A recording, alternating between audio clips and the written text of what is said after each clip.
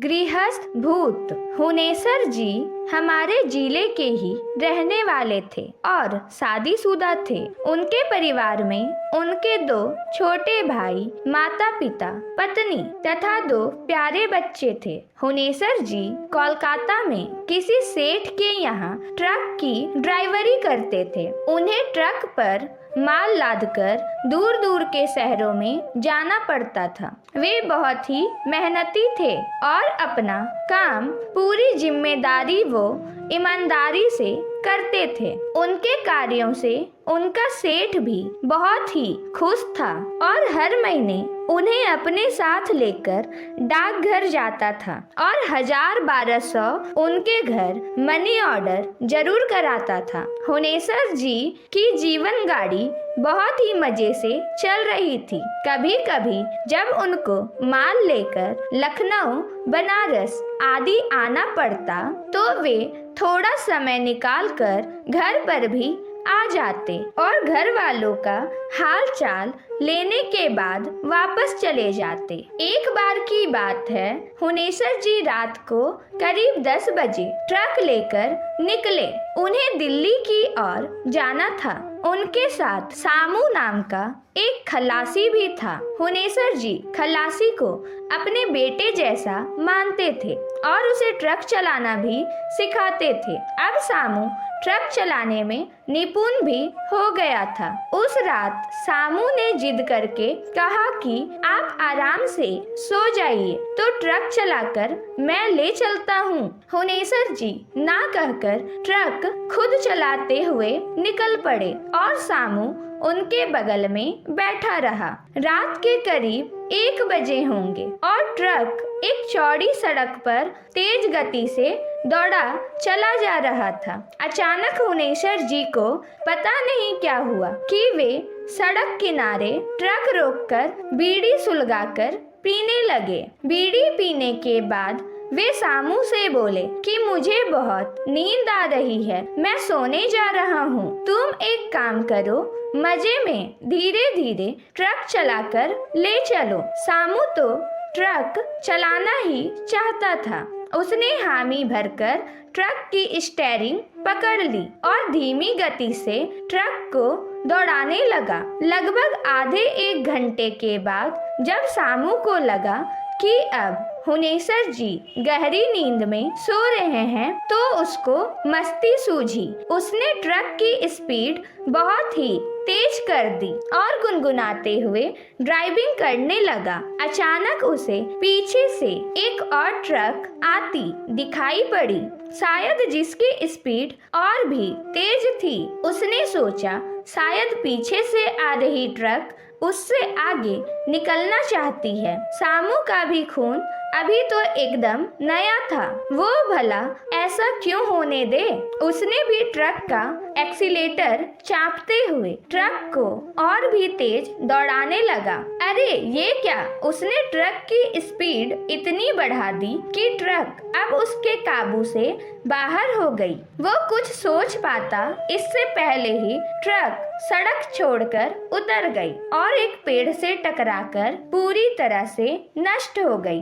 इस दुर्घटना में हुनेसर जी तो प्रभु के प्यारे हो गए, पर सामू बच गया। उसे कुछ ट्रक चालकों ने पास के अस्पताल में भर्ती कराकर उसके सेठ को सूचना भिजवा दी थी। सामू 4-5 दिन अस्पताल में पड़ा रहा। उसे अपनी गलती पर बहुत ही पछतावा हो रहा था। उसकी एक गलती से उसके पिता समान हुनेसर जी को अपनी जान गंवानी पड़ी थी। उसका दिल रो पड़ा था, पर अब विधि के विधान के आगे वो कर भी क्या सकता था। उसने तय कर लिया कि अब वो जो भी कमाएगा उसका आधा हुनेसर जी की परिवार को दिया करेगा। अस्पताल से छुट्टी मिलने के बाद वो वापस कोलकाता आ गया।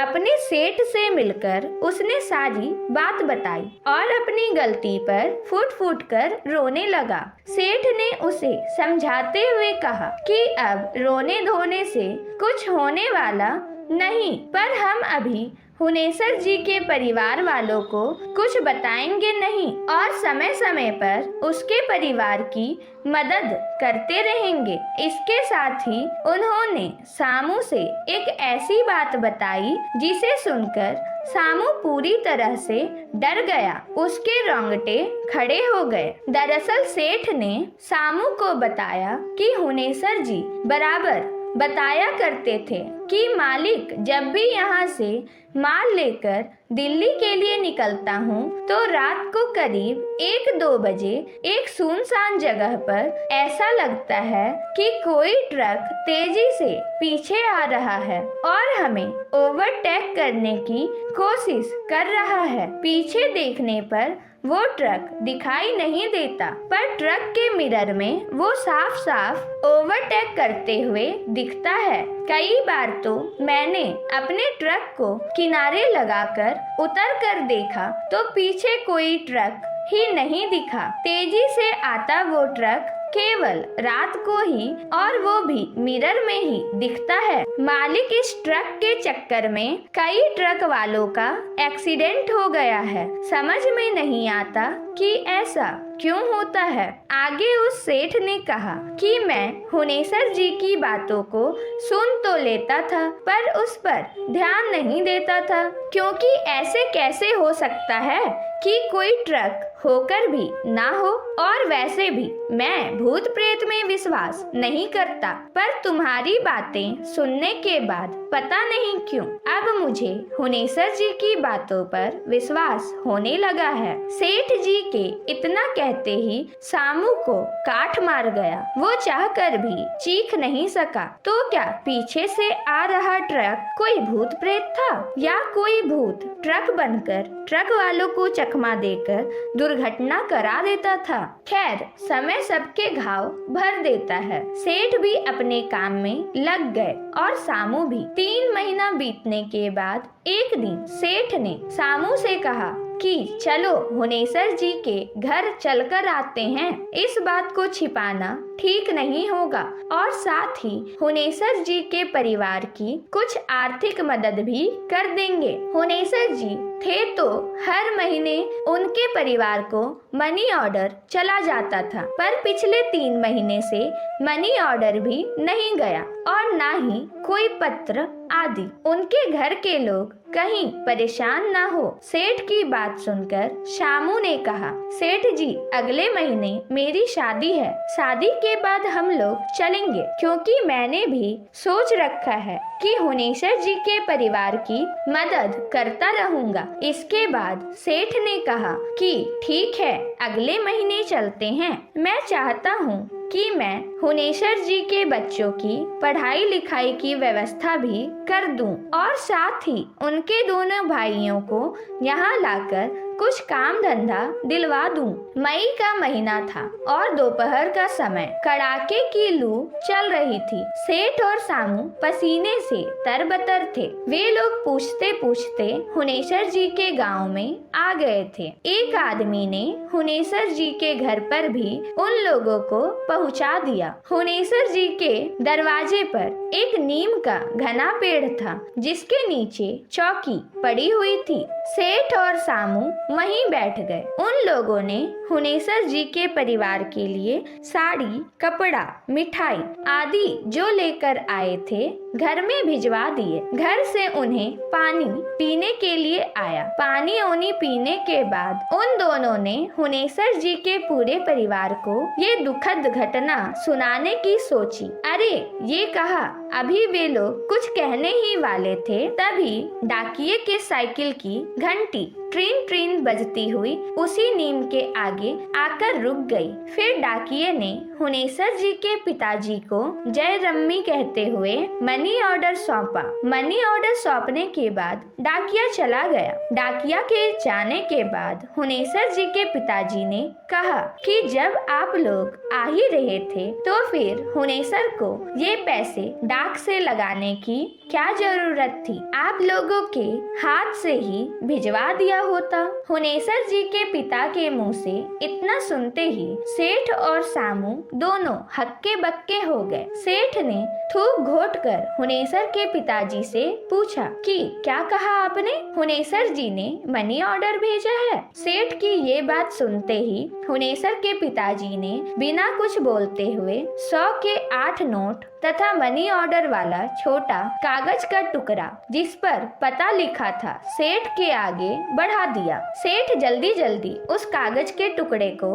उलट पुलट करके देखने लगा। उन्हें कुछ भी विश्वास ही नहीं हो रहा था, क्योंकि मनी ऑर्डर के उस कागज पर जो लिखाई थी वो हुनेसर जी की ही थी और वो पैसा उन्होंने पिछले महीने ही उसी डाकघर से लगाया था जहाँ से सेठ और वे बराबर हर महीने पैसा लगाया करते थे। अब तो सेठ एकदम से घबरा गए थे, साथ ही सामू के चेहरे का रंग भी उड़ गया था। उन दोनों को समझ में नहीं आ रहा था कि ये क्या हो रहा है। तभी हुनेसर जी बोल पड़े कि कुछ भी हो पर भगवान ऐसा लड़का सबको दे। हम लोगों की बहुत ही सूद रखता है और हर महीने थोड़ा कम या ज्यादा मनी ऑर्डर जरूर कर देता है। इतना सुनते ही सामू बोल पड़ा कि काका, क्या पिछले महीने भी हुनेसर जी ने मनी ऑर्डर किया था?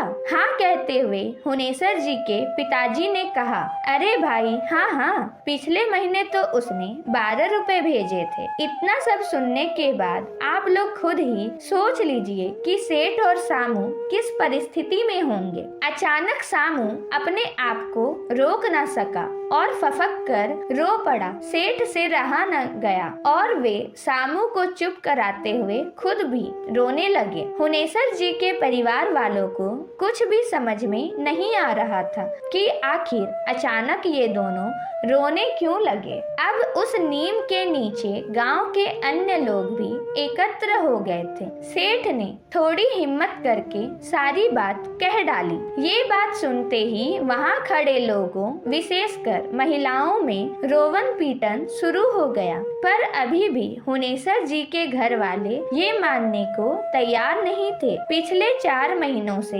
हुनेसर जी नहीं है। अगर हुनेसर जी नहीं है तो इन 4 महीनों में 3 बार मनी ऑर्डर आए हैं। वो किसने भेजा है? हैंडराइटिंग तो हुनेसर की ही है। अरे इतना ही नहीं, 2 महीने पहले उसका एक पत्र भी मिला था जिसमें उसने लिखा था कि बाबूजी कुछ जरूरी काम आ जाने के कारण 1 साल तक मैं नहीं आ सकता, पर मनी ऑर्डर बराबर भेजता रहूंगा। काफी कुछ सांत्वना के बाद हुनेसर जी के दुर्घटना की पुलिस द्वारा ली गई कुछ तस्वीरों और डॉक्टर की रिपोर्ट के बाद अंततः हुनेसर जी के घर वाले माने कि अब हुनेसर जी नहीं रहे, पर वो भी पूरी तरह से नहीं। गांव वालों और कुछ हितनाथ के कहने सुनने के बाद हुनेसर जी की अंतिम क्रिया संपन्न की गई। सारे कर्म विधिवत संपादित किए गए। इसके बाद हुनेसर जी के दोनों भाई सेठ के पास कोलकाता चले गए। सेठ ने उन्हें एक कारखाने में अच्छे वेतन पर नौकरी दिलवा दी। इसके साथ ही सेठ हर महीने हुनेसर जी के परिवार के लिए कुछ पैसे मनी ऑर्डर करता रहा। खैर जो भी, पर अभी भी सामू को यकीन नहीं कि उसका पीछा करने वाला ट्रक कोई भूत चला रहा था और मरने के बाद भी हुनेसर जी अपने परिवार को मनी ऑर्डर करते रहे। खैर अब हुनेसर जी के परिवार को पूरी तरह यकीन हो गया कि अब हुनेसर जी इस दुनिया में नहीं है, क्योंकि अब उनका पत्र, मनी ऑर्डर आदि भी नहीं आता है और इस घटना को भी तो काफी समय हो गया है। दोस्तों, ऐसे ही मजेदार कहानियों को सुनने के लिए वीडियो को लाइक जरूर करना और हाँ, चैनल को सब्सक्राइब करना मत